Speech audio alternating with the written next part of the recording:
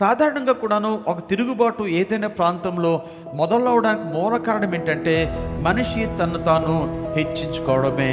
మనిషి ఎప్పుడైతే తను తాను హెచ్చించుకుంటాడో, ఎప్పుడైతే మనిషి తను పూజించబడడానికి ఇష్టపడతాడో, ఆ సమయంలోని తనలోని తిరుగుబాటు ప్రారంభమవుతుంది. మీకు బాగా అర్థం అవ్వాలంటే ఇస్కరియోతు యోధా జీవితాన్ని గురించి మీరు ఆలోచన చేయండి. ఇస్కరియోతు యోధా చూసుకున్నట్లయితే ఆ దినాల్లో యేసుక్రీస్తు ప్రభుల వారు ప్రక్కనే ఉంటూ ఎవరైనా కానుకలు ఇస్తే ఆ కానుకలు తన సంచులో వేసుకొని ఎక్కడైనా ప్రయాణం చేసినప్పుడు ఆ ప్రయాణానికి ఖర్చులు కూడా దాని నుంచి తీయడమే కాకుండాను ఆ సంచిలో నుంచి డబ్బులను కూడాను దొంగతనము చేసేవాడు. ఒక రోజు అనుకున్నాడు ఏంటి అంటే, ఇవన్నీ కాదు, ఇంకా మంచి పొజిషన్కి వెళ్ళగాలి. ఆ మంచి పొజిషన్కి వెళ్ళాలి అంటే చేయగలవని ముఖ్యమైన పని ఏంటంటే యేసుక్రీస్తు ప్రభుల వారు యూదులకు రాజు కావాలి, అంటే ఇజ్రాయెల్ దేశానికి రాజు కావాలి.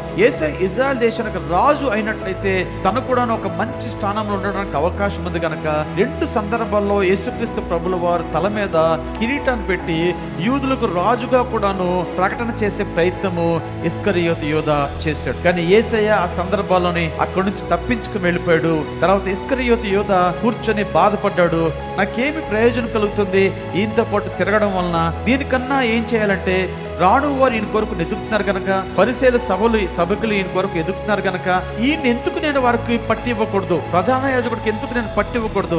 ఒకవేళ పట్టించినట్లయితే నాకేమొస్తుందో అది చూసుకుంటే సరిపోద్ది కదా అని చెప్పి 30 వెండి నాణాలకు యేసుక్రీస్తు ప్రభుల వారిని అమ్మివేయడం మనము చూస్తాం. అందుకన్నా మీ ముందుగా కూడాను దేవుడి యొక్క వాక్యంలో మీరు చాలా స్పష్టంగాను మీరు పరీక్షించినట్లయితే అది వరకే అపవాది ఇస్కరియోతు యోధాలో ప్రవేశించింది, ఇస్కరియోతు యోధాను మోసం చేసింది అన్న మాటలు మనకు కనబడతాయి. దానికి అర్థం ఏంటి? ఇస్కరియోతు యోధా ఆ విధంగా కూడా కుట్ర పడడం గల మూల కారణం ఏంటంటే తన దేవుడి మీద తిరుగుబాటు చేయడానికి అహంకారిగా కూడాను మార్చబడ్డాడు.